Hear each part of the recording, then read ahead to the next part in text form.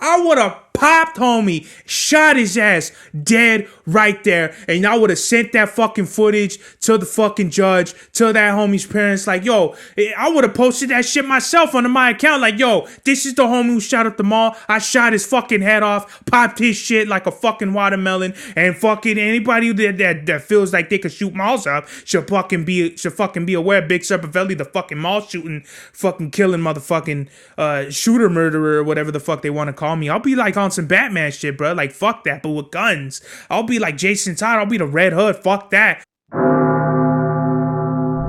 Mad Max was the turnout of my lifestyle.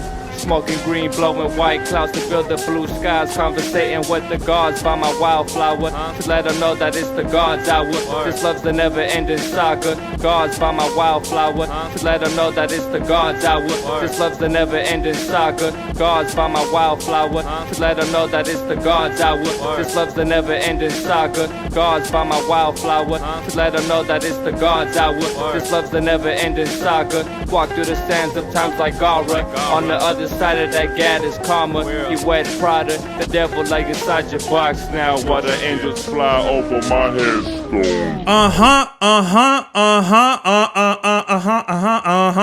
We are back with another episode of the God's Hour podcast with your boy Big Subs, back in the motherfucking place to be, La Merca Superior, Palace 81 Studios, in the motherfucking building, live in effect, live and direct.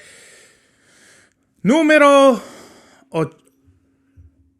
I just heard my dog fucking grunt right now. Buddy, you can't keep doing this. Every episode, it's always something. It's always something, buddy. Numero 80, right? 80, right? 80. 80? Yeah. 80. Welcome home, 03 Greedo. So 03 Greedo, I talked about this on the last podcast. He came home, or he was slated to come home. On paper, he came home, but there's no videos, no nothing. So to me, what that means is 03 is just kind of like settling in. He doesn't want to make it a big deal. And I always thought about it too, like, how do rappers come home? Because usually, like, I know if it were me and I were locked up for like some bullshit and I didn't want to deal with nobody, I just wouldn't be in the media at all. I wouldn't be doing interviews. I wouldn't be wanting to talk to nobody, the Fader, the Pitchforks. Whoever it is, I would just kind of be focusing on my own shit, because it's like, bro, when you do time, it fucks with your head, you know? I haven't done like that, like time like that, you know, where you get incarcerated, but I have been exiled, outcasted by my family, and I've had to pretty much kind of figure shit out on my own, kind of like in my own solitary confinement. But that has nothing, you know, I had running water, food, a shower, my own sort of little privacy. And prison is, all that shit flies out the window. They violate you in all kind of ways that's not human at all. So I just want to take this time out to say fuck prison. And I completely understand 03 Greedo, his stance of, or maybe not his stance, but maybe just not, you know, it's been, what is it, like 4 days? Yeah, it's been 4 days since he's been home on paper. I think Greedo just wants to settle in. He doesn't want to make any. He doesn't. How do I say this? He doesn't want any attention like that. I'm pretty sure in private, in his own privacy, he has like, you know, his own private welcome home, this and that, family, or whatever he got going on. I'm pretty sure he does have that, because when you go in, you stay in contact with people. I mean, I would assume when you go in, you stay in contact, letters, visits, things of that nature. And from what I understand, his case was like, they were really trying to target him same way they were going after Draco. There's Young Thug. There's a whole lot of bullshit that goes around with artists being incarcerated for maybe not that much of a valid reason, you know what I mean? And I just moved the fucking camera. Is it cool like that? All right, fuck it. So I just want to say welcome home, Greedo. I completely understand the sentiment of not wanting to be having it a big thing, because that's kind of corny, you know what I mean? This is a human being, bro. This isn't. I get that he's a rap superstar, and him going to prison was the draw of Greedo. Was kind of like this rags to riches story to rags again, which I don't know why America is so obsessed with these sentiments of people coming from nothing, especially black people or brown people going to prison. I mean, it's kind of the same thing, but people going to prison, people of poverty going to prison, making it out. Or, people are big fans of plane crashes or liftoffs and things like that. I don't know what it is. I don't know what draws people to that kind of story, but I get it. I understand kind of, but when it involves a person who was unjustly incarcerated, all the glorious shit is really stupid in my opinion. It fucking don't fly. It really don't fly the way it doesn't fly at all. I completely understand O3 Greedo. I said this like 3 times already now, but I get it, bro. You want to do your own thing. You don't really feel like dealing with nobody, and I get it. I would be the same way. Bro, been in prison for 4.5 years. In a lot of cases, he probably if he got 20 years and he came out in 4.5, that just tells you how much of a bullshit case that was. Because if it really stuck on the wall, he would have been did 80%. He would have had to have done like 16, 17, 18 years in the can and then came out. If it was really like a case like that, we wouldn't have seen him for a long time. And it just kind of reminds me of Max B, because Max B, he's been in prison for like 13 years now, something like that. But they got him on conspiracy, so that's a whole different charge in and of its own. And I heard Max B's coming home soon too, so I think 2023 we're really gonna see hopefully a change of where the music is going and where the culture is going, because fucking Draco, he's passed away. He came home. I don't even know why I brought up Draco's name again. I was getting him confused with Greedo. Greedo, he came home, and Max B's coming home. So hopefully they influence the culture to not be a part of like any bullshit, or to just get their minds right and shit like that, because that's how I feel about like the whole drugs and this whole drug culture. I mean, drug culture has been around, but I feel like it's the biggest it's ever been, especially with the youth. I remember as a kid, people would pop pills, even my own family members, friends, and I don't know what it is. I forgot what they called it, but I know this one dude, he talked about he crushed Xans, put it in a blunt, rolled it up, and then dipped that in lean. I'm like, how the fuck do you even get high from that? Because lean, you're supposed to drink. You're supposed to snort pills, and then you put that all in a blunt. Like, you just really want to be like a fucking mental, like all fucking stupid, faded off of that shit, We'll talk about more of that in a little bit, but I just want to take this time to say welcome home, Greedo. The world is yours. You definitely have a bunch of music that needs to come out, that needs to change the culture. And you have more music to make to influence the culture, because I was just watching the Noisy documentary they did of him where, it's TK, Picasso. They talk about how he grew up in Watts. And it's really crazy because he was talking about Mafia Ray. Mafia Ray, Geechee Gotti knows. I only understand like the lore of this person.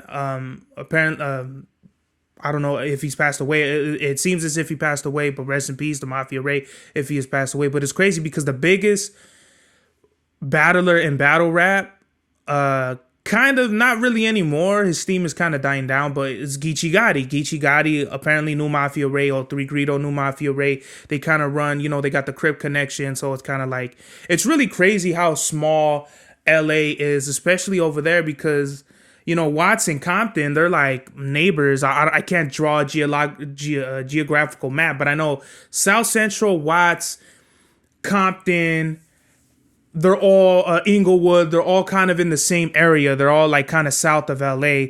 And I do remember being with my niece and going on the train and passing through Compton and fucking what is it?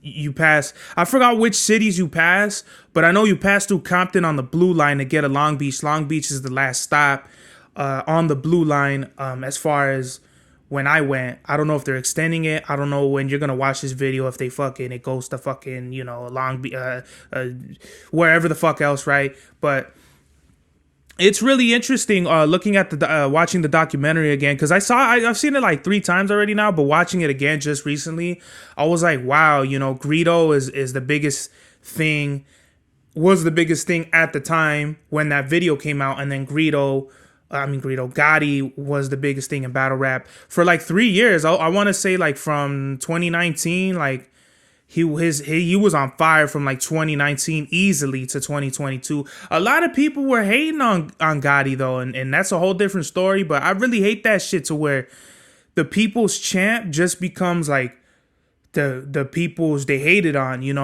The people, like they hated on by the people. I don't know. Understand how that works. I don't know where the fuck that narrative runs, especially with Gotti. But that shit's got to stop. So anyway.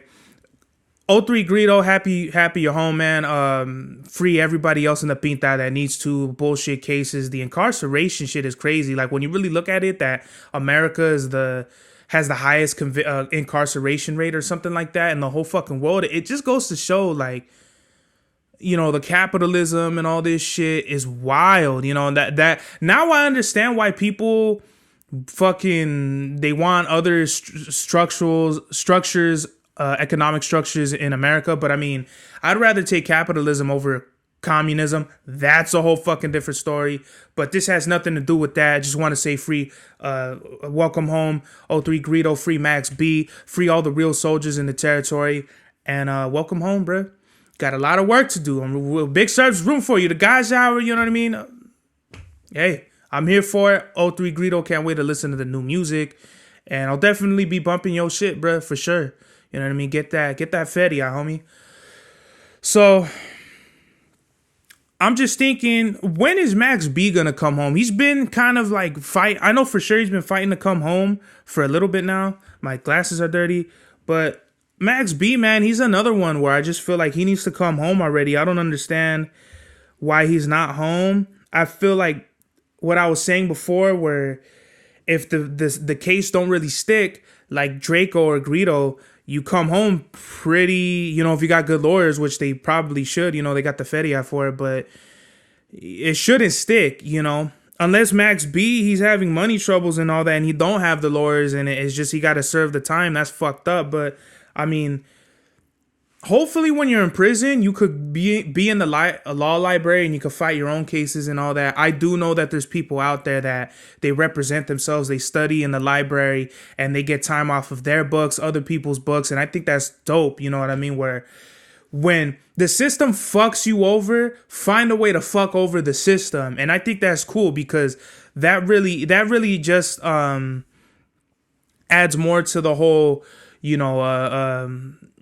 the what is it, the American dream or whatever. Like you could find a way, even when you are like convicted and all this shit, you can find a way to just figure it out, So I do want to make it a big thing when Max B comes home, because I love Max B. His music is awesome.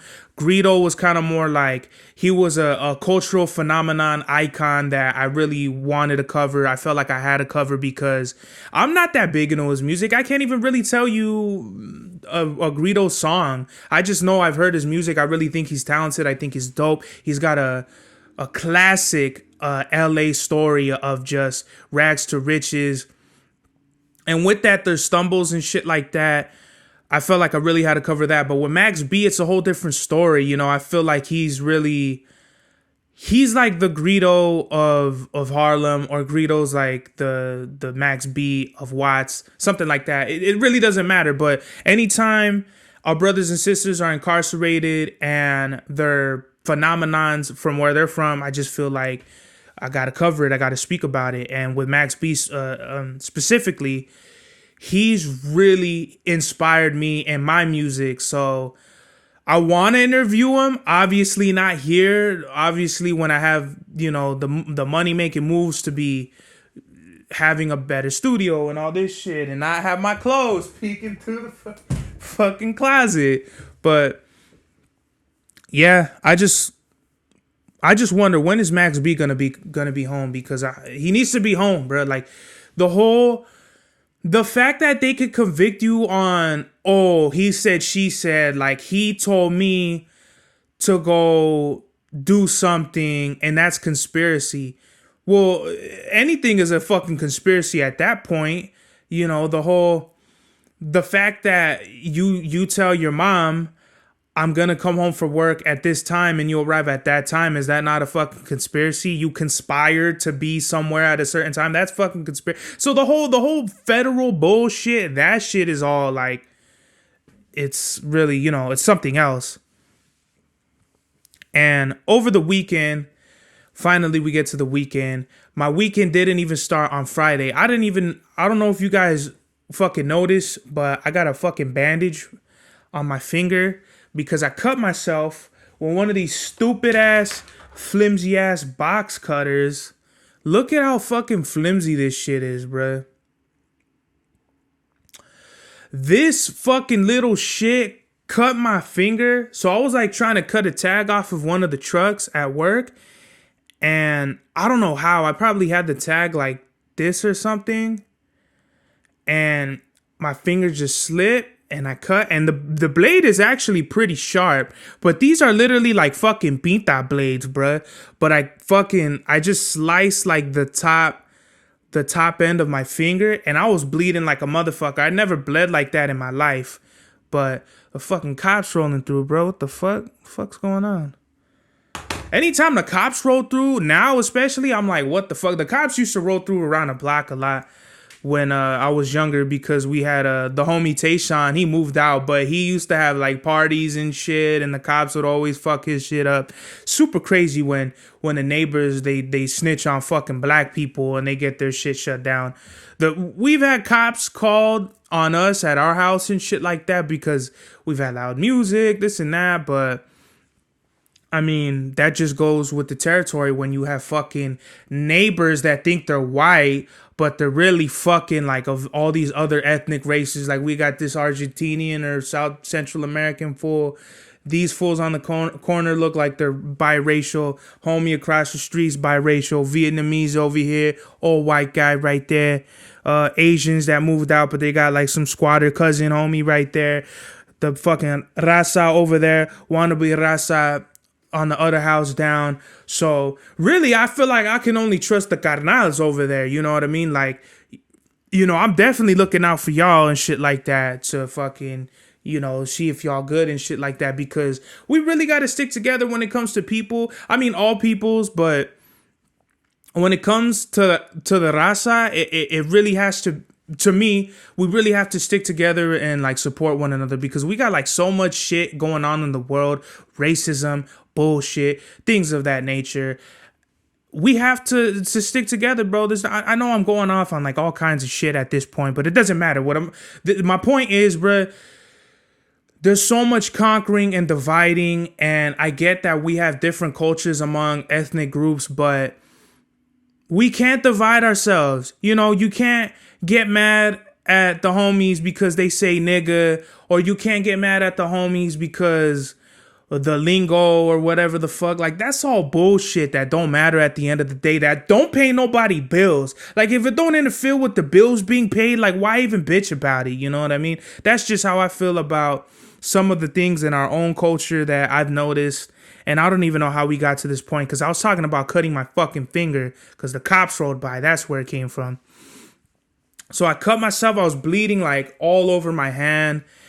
And I kind of started running to the office. But then I remembered, once your adrenaline's going, that makes your blood fucking pump faster out and shit. And that's how fools get, like, fucking, they get dizzy or they go into shock and shit like that. So I remember that from Boy Scouts. We'll talk about that a little later. But I was in Boy Scouts for a few years. Like, probably I was in that shit from like 2009 to 2015. So yeah, like a good 6 years.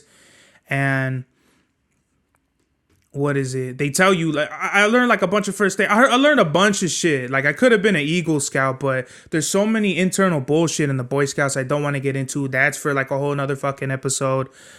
So I just knew from Boy Scouts, oh, okay, like just chill, take a deep breath, walk, and that slows your heart rate down, because the faster your heart's pumping, the more blood's coming out of you. So I don't know why I did this. I think I just wanted just to show my manager the severity of the situation. But I went to my manager and she seen that I was bleeding all over my hands. She was like, "What are you doing? Go wash it off." I'm like, what the fuck? Wash it off? Like, bitch, I'm like fucking gashing over here. So I washed my finger off. She went into the first aid kit place that we have, and she just got gauze. She wrapped it around my finger, and I wasn't bleeding through the bandages, so that's how we knew it wasn't as crazy. And I'm like, the only thing I'm like, well, if I need stitches, I'm probably only gonna need like 3 or 4, because it wasn't. I cut it like, I nicked it from the top. It wasn't like I cut straight down. If I cut straight down, I really would have fucked my nerves up, and what do they call them shits? Like, yeah, your nerves and all that shit. It would have been all bad at that point, but it wasn't that serious. It was pretty cool. So I just had to clock out early. I was just kind of mad that I didn't get my 6 hours, because I need my feria, dog. I need my money. I'm really not. I need my money. I don't, even if I'm hurt, I still want my feria. So I just went to the clinic. The homie, he had on some J's and shit. And I'm like, damn, dog. I never seen a fucking, are they doctors with the scrubs? Whatever he was at the clinic, a doctor or something. I never seen a doctor with J's on. I'm like, this fool, he's Dr. J right now. He's literally Dr. Jordan right now. And so I forgot what he did. He gave me like a tetanus shot, because he asked me, have you gotten a tetanus shot within the last 5 years? I'm like, nah, I don't think I have. And the blade, the box cutter I had, the one I cut myself with, I know the lady who gave me it, she's not what is it? She's not fucking they were used. So I'm like, I don't know where it's been. Like, she might have used it, she might have not. I don't know what the fucking deal is. So basically, I was like, I don't want to roll the dice and get all fucking bacterial and shit on me. So he just hit me with the shot. The real doctor came in, some old white guy. He just looked at it. He's like, oh, well, this is a pretty minor cut. You don't need stitches. You can go, you could work again on Monday. And this was Friday. So I was like, cool, but over the last few days, I'm like, fuck, this sucks. Like, I can't, I'm kind of a little left-handed. So when I play video games, this shit kind of stings a little, and pretty, like, it pretty much showed me why I should be grateful about having fucking 2 hands, because there's some people born with fucking thimbles and shit, and they can't wipe their ass and all that. So it just made me kind of grateful of having all 5 digits on my manos, you know what I mean? And that was Friday. Saturday, Fasha wanted to. Finally, he's like, yo, we need to make music. You've been pressing me about making music. I'm like, well, yeah, Dick. It's been like 5 years and you've recorded like not even 5 songs, bruh. You could write all you want, but until you record a song, you don't really get no music done, bruh. It's kind of like writing poetry versus versus recording music. It's 2 different games. It's 2 different fucking ballparks. You could write, the oceans and the trees and the birds and the bees and all day, but until you show stoppers, hit them with the blicky shimmy, better call the doctor. Until you actually lay the shit down, it doesn't really count, in my opinion. Now with him, I know he wants to get this shit going. I told him, my car, 2-for-1 double whammy fucking over the week. I cut my finger and then my car's fucked up. So now I got to go get my car. We dropped it off, me and my pop yesterday. We dropped it off and it's going to get worked on, but it's raining. So who knows when the fuck they're going to get into that shit. So hopefully they do it by the end of the weekend so I can have a car. But all this shit, all the stars lined up for me to just be like, I don't know. I don't know what God is trying to tell me. I think God is trying to tell me to chill out right now. So that's just what I took it as. It's nothing serious, and that's what Oya kind of is. It's like, but did you die? And nothing serious even happened. So I really should just kind of have like a better attitude about it. But it just kind of sucks, you know what I mean? And that's the arrogance with humans. It's like we want everything done at our time, our specific whatever, and one little thing will just like throw us all, and like we become babies, we become like talking monkeys again, where it's just like, well, there was no evolution at this point because we're back to square fucking one with all this bullshit.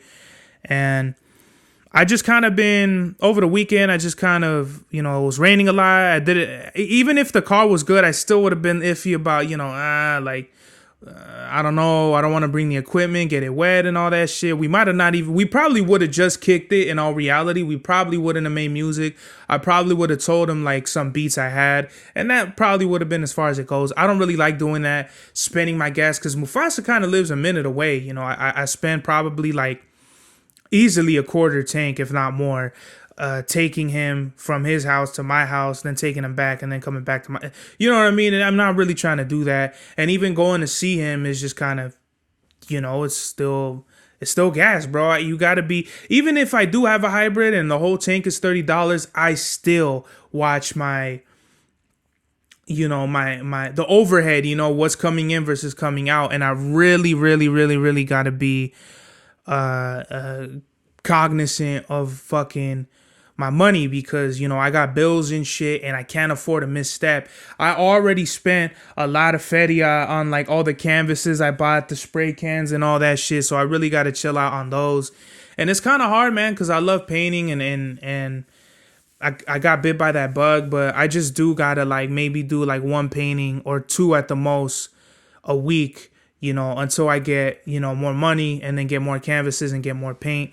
But I think I'm just gonna buy more canvases and then do it from the hand instead of the spray paint. But it just has such a different feel, you know what I mean? When you do it on, these two paintings right here are with the just spray paint alone, and I love it. It just creates like a whole different vibe. It creates a whole, I don't know what it is. It just makes it just makes it more real to me in a sense, versus my detailed painting, the Secret Wars one where it's me with the crown and the eye and shit like that. That's more like, it's more detailed. So, and in my own way, it looks more rugged to me, where this is more cleaner and it kind of looks more fresh to me. Not trying to knock any of my paintings. It's just like, that's how I feel about them. I think spray paint is just where kind of I got my roots from. And I never was really painting in the streets like that. I did get up here and there catching spots, but now I'm really trying to kick it in overdrive, over gear, or whatever the fuck they say. So got a few topics to talk about. I don't know if we'll get to all of these shits. Some of these things already passed and expired, so I'll probably just talk about some of the things that kind of caught my attention. Okay, so El Chapo's son, Ovidio Guzman, was arrested again, and it seems like they're not, it seems like this was a plan of attack. Like they were gonna go get him, they got him, and it seemed like it was all part of a plan, because they're not really making noise. I mean, they did have 50 cal shooting at the Mexican Air Force over there, but I don't think the severity of it was as the first time. Well, the first time they got him, oh shit, man, they were laying cops down and fools weren't safe on the streets.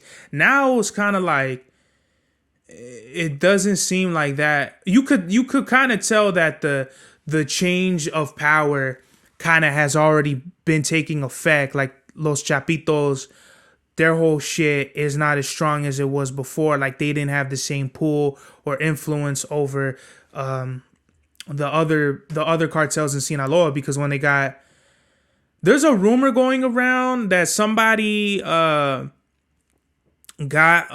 put the word in to get Chapo's son free. And if that's the case, I kind of believe it now, because since they caught him again, the same shit didn't happen. So I think it was just a matter of time before they got Chapo's son, and I think that guy knew it. I'm not gonna say his name because these are just rumors.